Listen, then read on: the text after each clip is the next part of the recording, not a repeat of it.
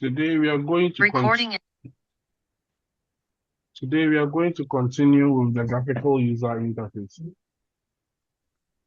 I'm going to start a new project. So I'm going to go to File, Project.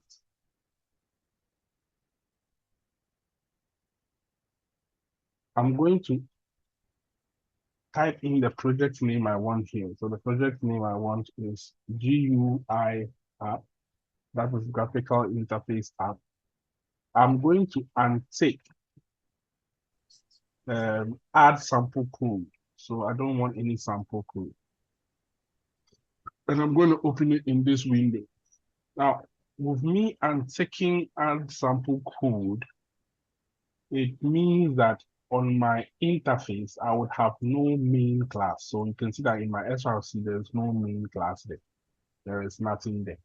I've just got an empty application, nothing in there. It means I have to create everything in there. The first thing I'm going to do is create a package. So I'm going to right click, go to new, go and click on package. And here I'll call my package UI.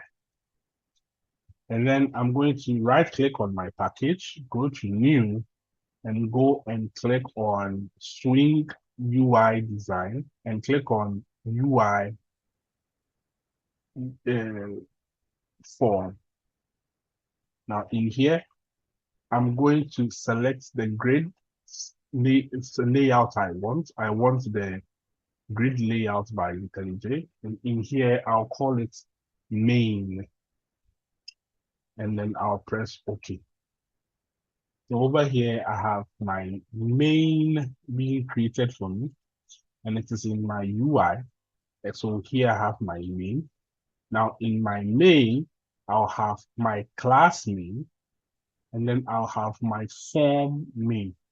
So whenever you create a new graphical UI, you get two things. You get, first of all, the main, which is a class. So for example, if I was to create another UI, let's say, right click on the package name, go to new, go to swing, go to UI again, and call this, let's say, registration, or let's say login, and press OK. You can see that I will have another folder created for me, which is a form folder. In there, I'll have two files.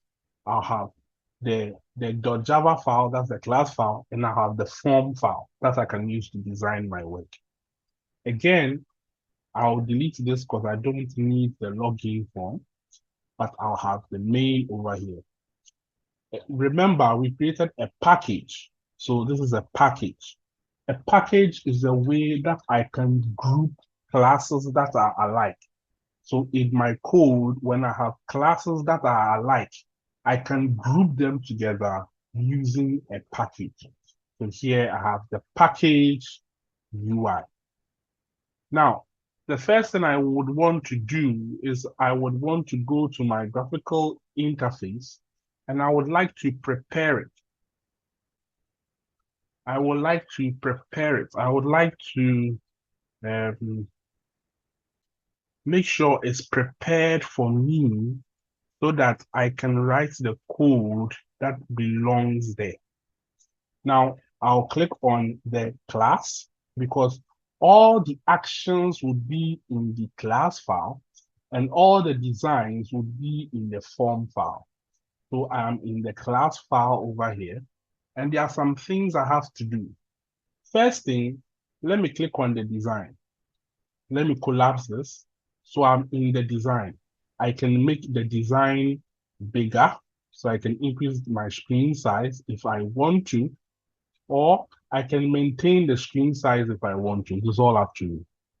Another thing, when I click on it, you would see that on your right-hand side, you would see what we call, on your right-hand side, we have the palette. So here you can see the palette. The palette allows me to have all the tools that I can use to design my work. So all the tools that I would use to design my work can be found here in the palette.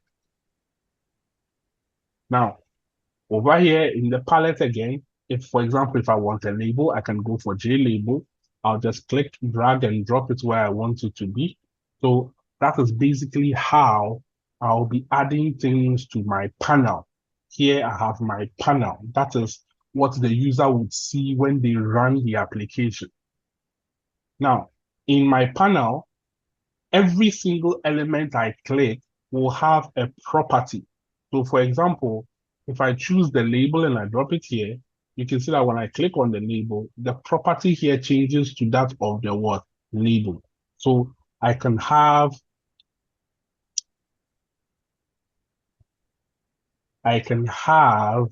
the properties panel. Every element I will have its own properties. So the panel itself has its own properties. Now I can give it a field name. A field name is a variable name that will be used in the system. That means it must be one word. It cannot start with a capital letter. So in here, I'm going to call it the panel or the main panel, so that I know that this is my main screen. So you can see that at the top here, immediately I changed it to main panel. It wrote main panel over here, semicolon JS panel. So I know my system name for this panel. So if I come into the class here, you see that I have created private JPanel because every panel is a JPanel in Swing. And then the name of it is what? Main panel. This is the system name that has been given to it. The system name. So now that I have the system name, I can do some things. The thing I'm going to do here is I'm going to create a public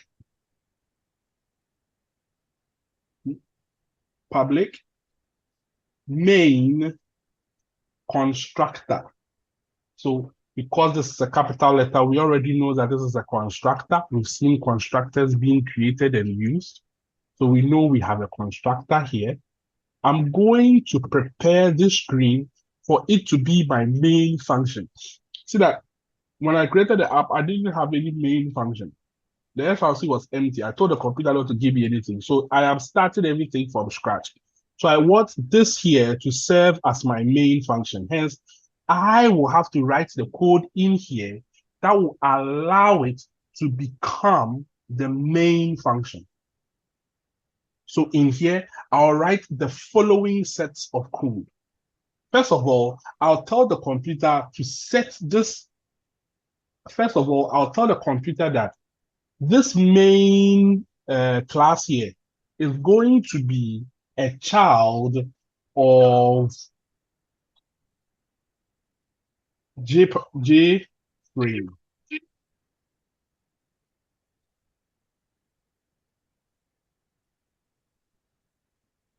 So all the properties of form should be given to the main function here. We have seen children being created and what is a child and all of those things. That means that there's some set of codes in here that should be taken and added to this.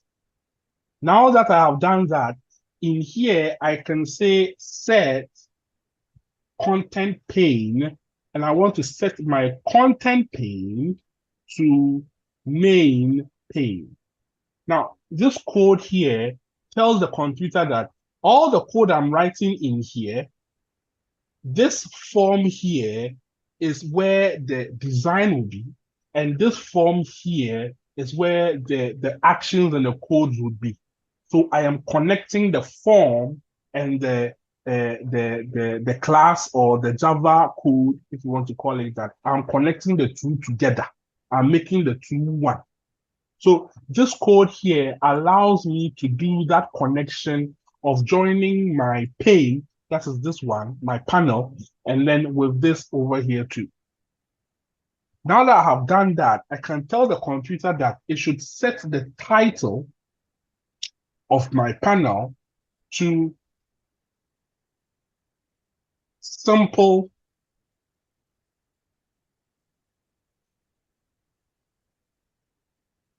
GUI app. I can also tell the computer that when the application is running, it should set default close operations to exit on close so that when the person starts the application, he or she can get the close and minimize buttons, and when they click on it, the application will what? Close. I'll also tell my computer that it should set the size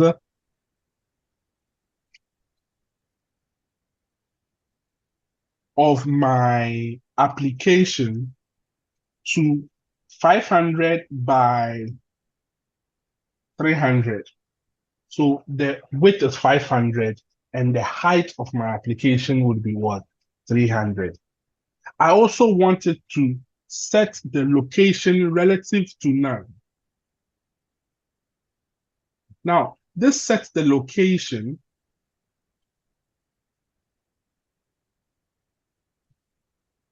if I have another component. So if I have another page I will be opening, I can set it so that that page would replace this or be close to it or on top of it or behind it. It is here that I will state it.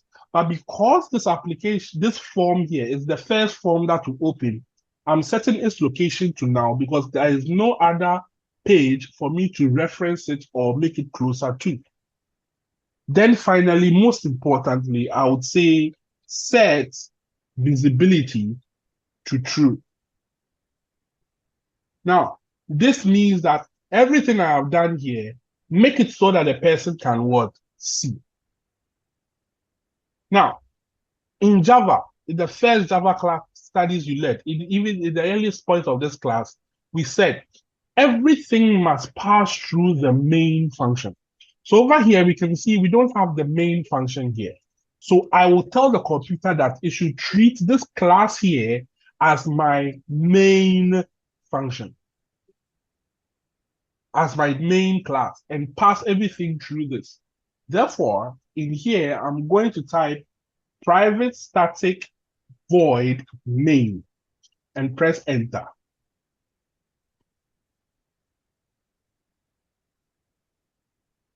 And this should create the main function for me.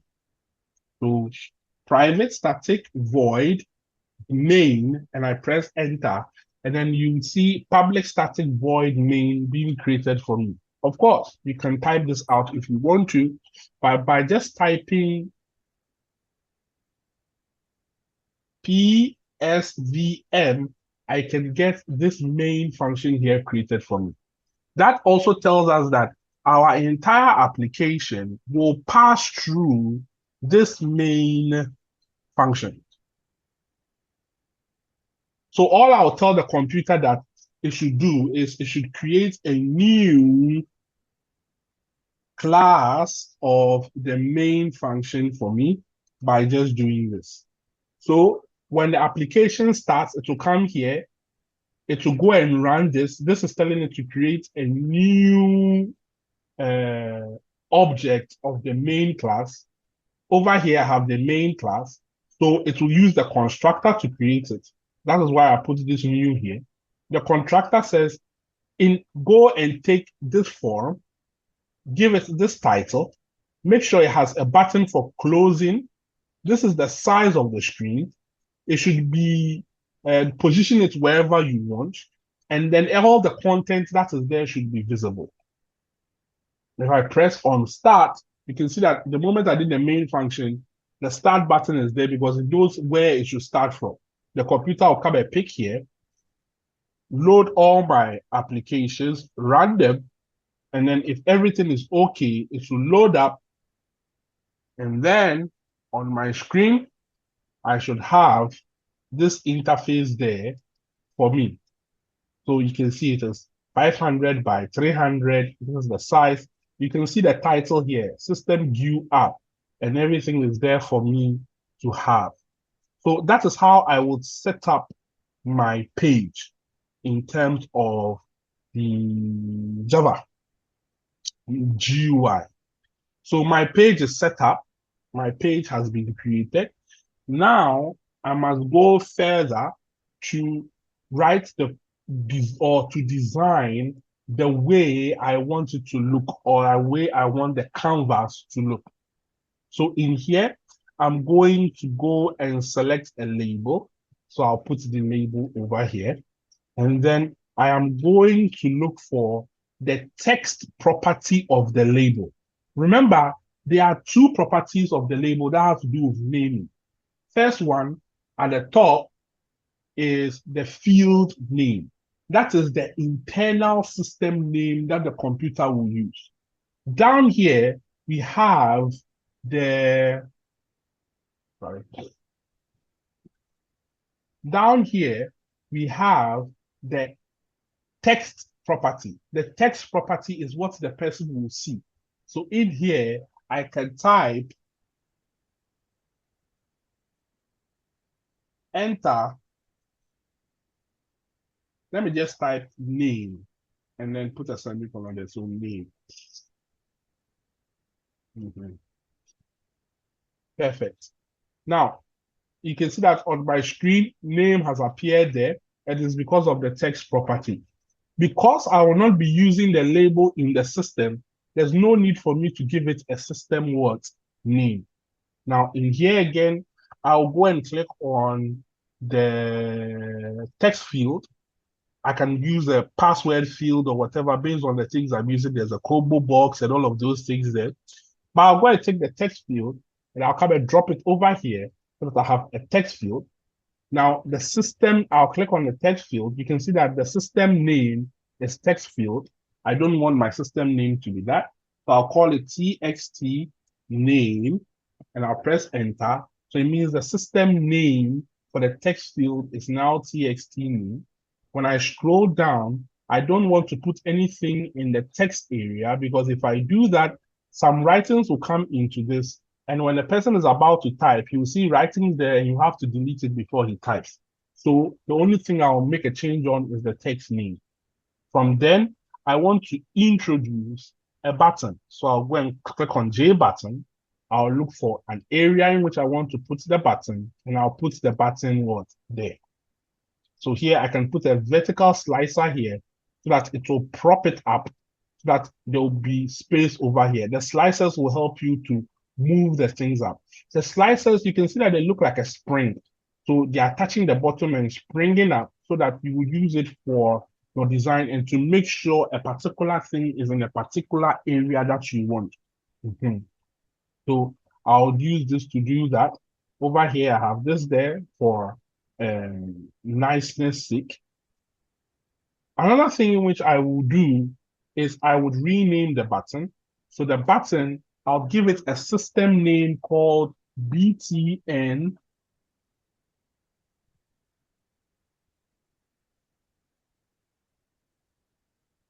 result.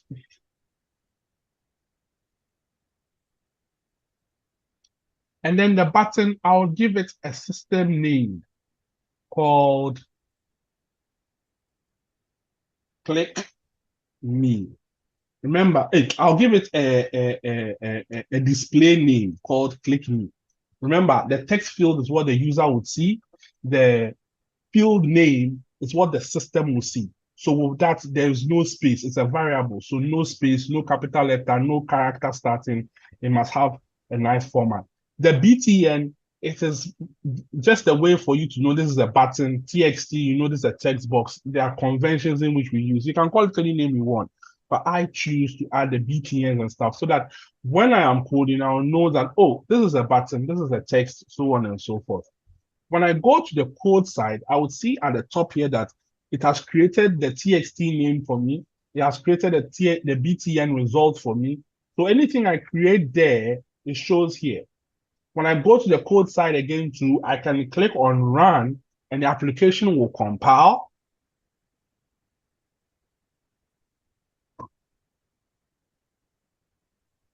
And if everything is okay, it will present me with this. So I have this interface here for me to interact with my application. Now I'm going to close this. I'm going to come back to the design. I'm going to see if I can increase the size of this a bit. You have to use so let me use the horizontal splicer.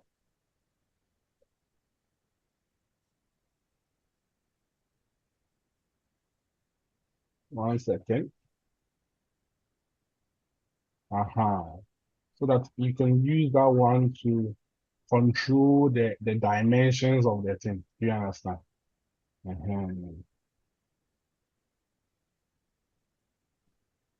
You can use it to control the dimensions of the application you are using, to make it look a bit nicer and so on and so forth.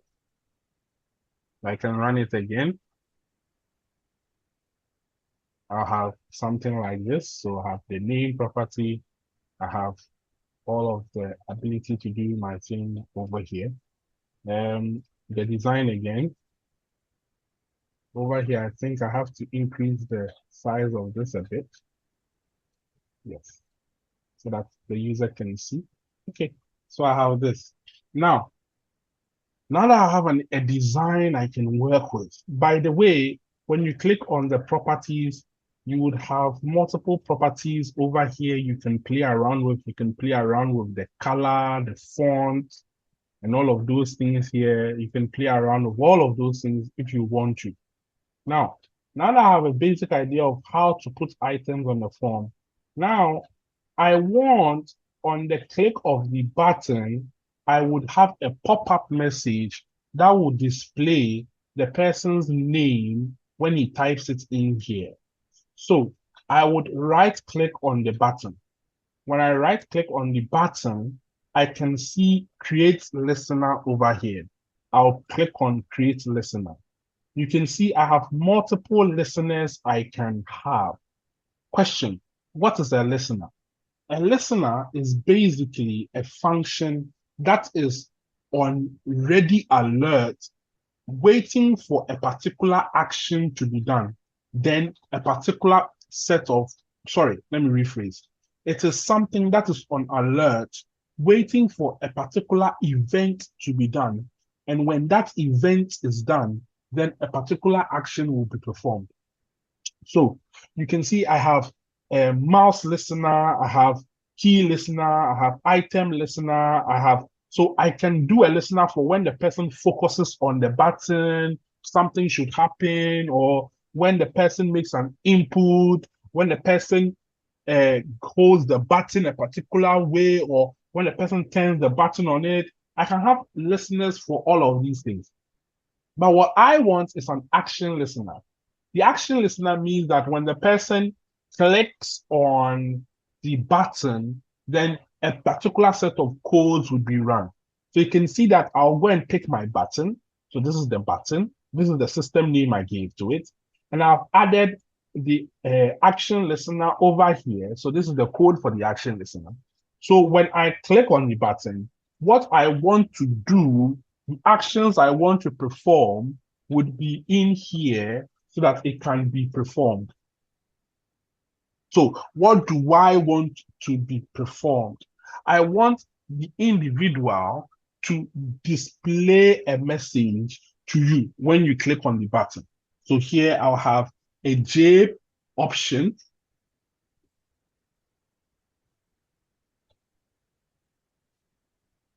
Pane. Now it dot show message dialog. So in here, this is how I would show a message. So J option pane is the message dialog box, and the dot show message is the action of it. So I want to display a message, a pop-up message on my screen.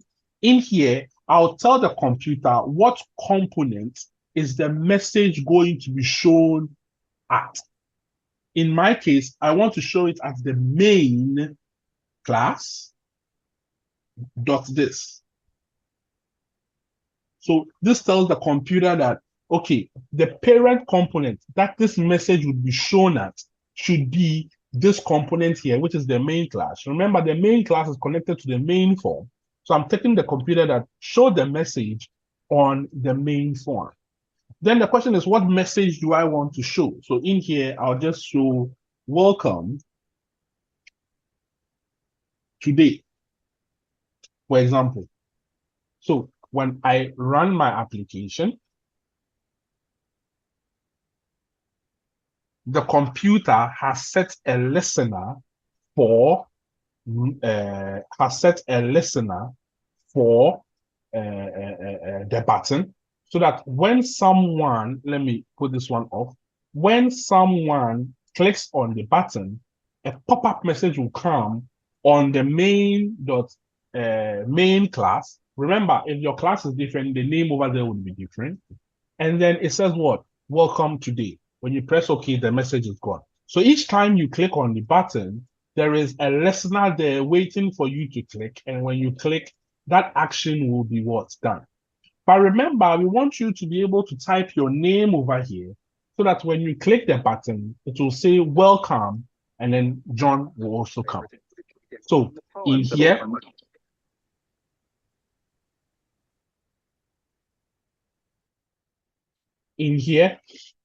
I would go back to the code, and then I'll tell the computer that create a string for me. The string will contain the full name of the individual. And I want you to go and pick the information in txt name. Remember, the text box, we call it txt name, the system name, txt name, the J field. But when you go for it, go and look for the text property. Remember, the text property controls the information that the user would see. So when you are typing something in, you are technically typing something in, when you click here, into its what? Text property.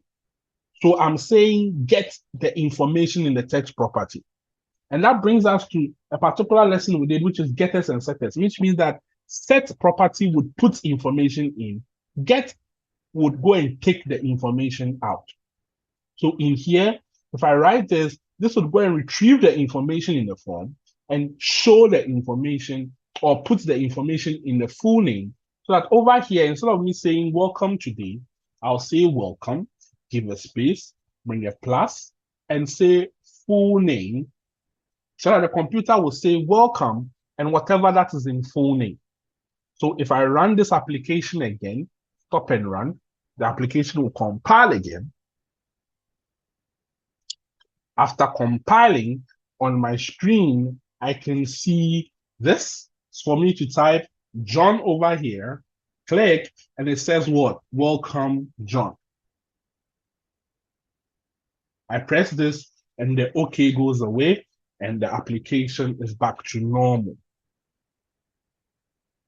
What if I don't want to showcase my message as a dialog box? What if I want my information to appear here? So I would go for a label and drop my label in.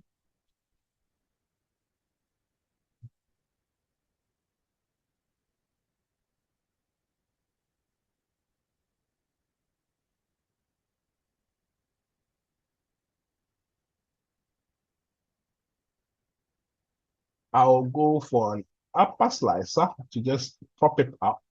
Good. So I have my label over here. Now, in here, I'm going to click on the label. I'm going to give the label a name. So it's LBL for label, show answer. Let me just say LBL show, so that it's short enough. Then I'll click on this again, and then I'll scroll down to where the label is and remove the information there so that there is nothing there. That means that on the screen, you will not see the label again, but it is there. So when I go to my code side, I'll see that at the top, they will add the LBL show for me because that is the system name I gave. When I come down here, I'll comment this one out. And then in here, I would say, go and take LBL show and set text to it. And I want you to set text.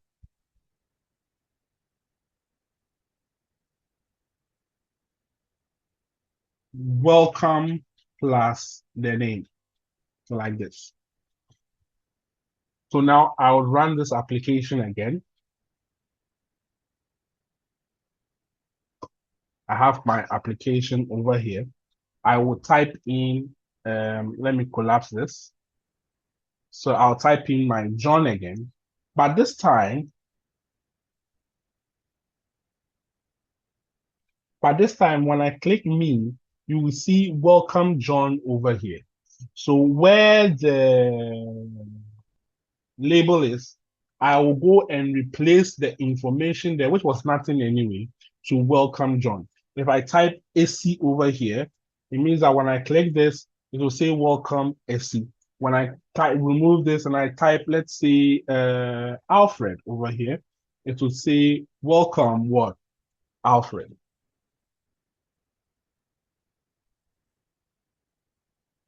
Are there any questions so far?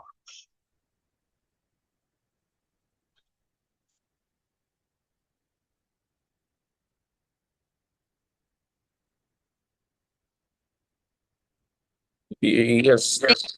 Progress. What's the question? So we are using most of us are using Eclipse, and setting up I don't know if there could be some help to set up the GUI in Eclipse. I don't understand what is going on now. The course we are, I think we are 5 months in. Why haven't you all installed the IntelliJ? What is the waiting period for? I'm asking. So the IntelliJ is a paid tool. I remember very well that the IntelliJ, there is the edition you do not have to pay for. So install that one. I remember saying that. Or because I am using the one in which is not paid for. Hello, so sir. What is the issue again? Yes. My issue of this thing, when we started with the Java, the object-oriented programming, we started using the Eclipse. So it's like I'm used to the Eclipse than the IntelliJ. Okay, I have a question for you. When you are cooking in your house, do you use one saucepan? Sorry? When you are cooking in your house, do you use one saucepan? That one is different. I'm asking a question. Just answer yes or no. I have two. You have two saucepans, so you use different saucepans, right? I have Just answer the question. I don't want to know what you have. I'm asking, when you are cooking in your house, do you use one saucepan? Yes or no? No. Okay. Why? Wait. You see, wait. Wait. Just answer the question. The question I'll ask you, just give me yes or no. When you are cooking in your house, do you use one saucepan? No. Good. Now, why do you think you don't use one saucepan? Let's put that one aside.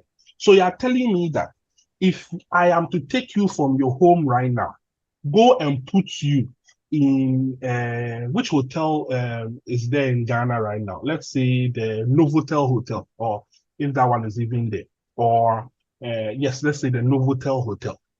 And I'll tell you that, oh, cook me rice on the kitchen stove of the Novotel Hotel. You will tell me that the only stove you know how to cook on is the stove in your room. So I should take you from the Novotel Hotel, take you to your room, so that you cook the rice there, because that is the only stove you know. Will you tell me that? I just want yes or no.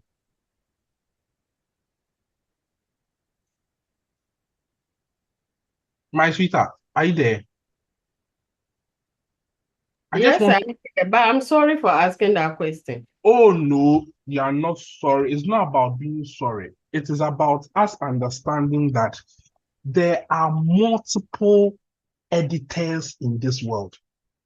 If you are going to be coding, you have to learn how to leave the editor. You cannot dwell on one editor. For example, I could have easily told us that VS Code. I could have easily told us that the applications we are writing in Java, we should use VS Code. To be honest with you, the VS Code would have been easier for me because all I'll have to do is say, click here, in here, click here, type main.java, and then when you do that, so sorry, let me right click here, main.java.